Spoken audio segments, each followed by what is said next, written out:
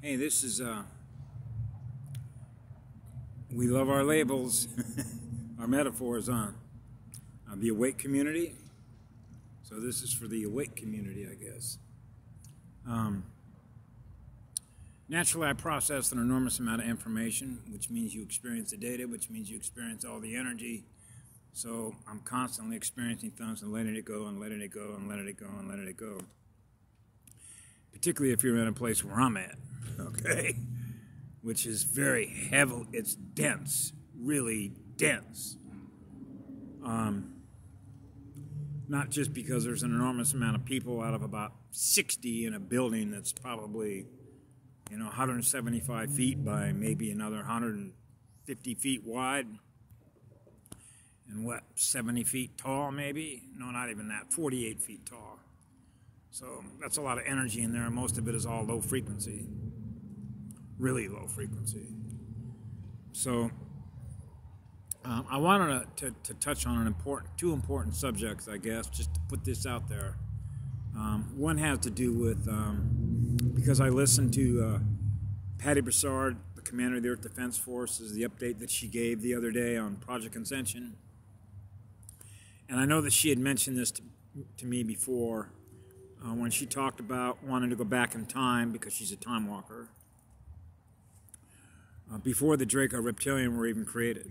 Okay, so I had remembered when I had a conversation with her on Skype, with her and I, and she mentioned that to me. She wanted to do that, and she was willing to essentially give up her soul in order to alleviate every bit of suffering that was imparted as a result of their beginning. So I remember when she said that, and one of the things that I did is I made a quantum calculation. So this would be how many units of consciousness since then have been affected by, as a link to, another unit of consciousness that has been affected by, and that memory is passed on to everything that the reptilians have done. That's a lot of units of consciousness. That's a lot of events, single moment events, right? So if you look at a timeline, say, just to use as an example, 1 year, not even 1 year, say 1 week. How many hours is that? 24 times 7, okay? So when you think of an event, because you can slow time down frame by frame by frame by frame, with all the pixels, right? All the data, the same way that we do it with computers. Well, we're computers. So imagine that you can slow everything down to, if you will, single-framed events. And you wanted to change an event and then put something else in that is different than the one that was there. Now, I had a conversation this afternoon with a gentleman. Well, it's just out of the clear blue sky. And these are not coincidences, okay? It's like you already know the information. In other words, I've already experienced the answer to why I asked the question. And he knew, his own intuition knew why I asked the question. And it was beautiful the way this works. I said, do you know how to reverse engineer a timeline? And he gave that some thought. And he said, you know what? Yes, I do. And he told me a story about how he had reacted to his brother in a very hostile, aggressive, negative way. So much so, with physical force, that it led to him getting arrested. He ended up in jail, okay? Now guess what? He went back in time and changed that event. Except that when he went back there, instead of reacting the way in which he didn't react that way. He didn't react. He reacted in a state of peace. So he realized that his energy was higher, he knew the event was coming, and he chose not to react that way. He's in the process of recovering fragments that have been lost in false timelines and phantom timelines as a result of what they did down here. Okay? So he knew exactly why I asked that question. And the irony of all that is that there are people that don't remember the event when he was hostile, but the sheriff's department have a record of it.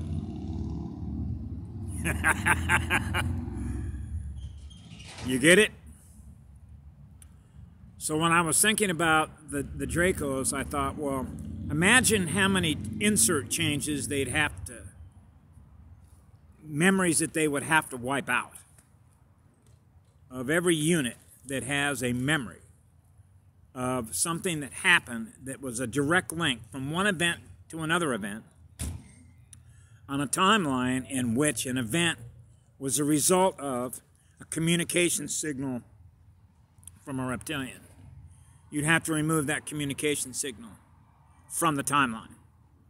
You'd have to remove that communication signal from every unit of consciousness that has ever experienced the link to that event, to another event, to another event, across all of the timelines that have been affected, going back how many years? I forget how many years Patty said she'd have to go back, but I know it was hundreds of millions. That's a pretty large calculation, right? I tried to do that, and I realized that, can it be done? Yes, it can be done. Because if I know that I can do it, then I know that those upstairs can do it. Because what Patty said the other day was why they didn't want to do it is for learning. Now this becomes a very difficult process when you're living in the light of what love is, right? You process why somebody who's living in the light might do that. So if you go back to my previous videos and I talked about the golden rule when I was a child with my father, and he told me the importance of the golden rule about doing to others as you would want them to do unto you. So if you're going to rock somebody else's boat with your waves, that causes a loss in energy in them, that's an energy debt. You just reduce the energy in their battery, their storage device, or an energy storage device. So if they were running 600 megahertz or 800 megahertz, and all of a sudden they had a reason to fear that you were going to hurt them, and you went from 800 to 100, which is a fear vibration, that's a loss of 700 million megahertz of electromagnetic energy that was lost. And for how much time was it lost? 15 minutes? 30 minutes? Add up the amount of loss of that energy. And one of the things that I've done, particularly here on this planet since I've been in this life cycle, is to quantify the total loss of electrons, or quanta light, on the entire planetary scale between every unit of consciousness over the course of the entire population that is ascending and descending, or up in population and down in population, because you have death rates that are compared in ratios, if you will, to birth rates. And then you can do the math between musical scales and ratios of speed between why it is, for example, that they would want to breed so many hybrids into the population group. So remember I talked before about mass density population? Well, if you've got 40% of a population in a city out of 8 million that are clones that don't run anything above several hundred megahertz, you get the picture? Are they going to be able to experience the higher frequency states of awareness when they're running all the memory programs that are keeping them locked in lower vibrational states? So they realize that to try and raise the state of awareness in a morphogenetic field structure of 8.5 billion batteries, or individual units of consciousness, the more units of consciousness that they have that are experiencing the difference between a Homo sapien sapien and a reptilian, you see the problem when it comes to energy admittance or broadcast. What they experience, what we all experience in energy, which is why the field's so distorted, let alone everything else they did with all their communication technology systems and their computers, their AI. Okay, the PPAI, the parasitic, pathogenic, inorganic, parasitic artificial intelligence. Okay, you got to throw that in there. So the point that I'm trying to make in all this is when I think of learning, okay, even though I've always sort of said that what I do is I'm an experiencer. And the reason I see myself as an experiencer is because experiencers are students. So I've always thought of myself as a student first and foremost before I do a teacher. Okay? And the reason for that is quite simple. when you're running at a very high rate of speed, when your frame rate or what's going to happen next is really unknown, which means it's going to be different from the last one, you obviously don't live in a state of fear. You actually thrive on that. It is the fact that your infinite creative imagination of what's possible to experience next, the fact that it's different from the last, is exciting to beings like us. It's actually what makes us vibrate at a higher rate of speed, okay, is the adventure that you're on, because you love to experience everything that there is to experience. And when you're running such a high frequency state of consciousness or vibrational energy in which you're experiencing who you are to do that with, then you realize it's like being a Superman, being able to experience what Superman experiences, which means he's attracting more light and attracting more light and attracting more light and attracting more light. And he wants to attract as much light as he possibly can, to go as fast as he possibly can, to reach the highest speed. Right? You want to go all the way to the top of the mountain, which is the top of the ladder. Remember I've talked about that before?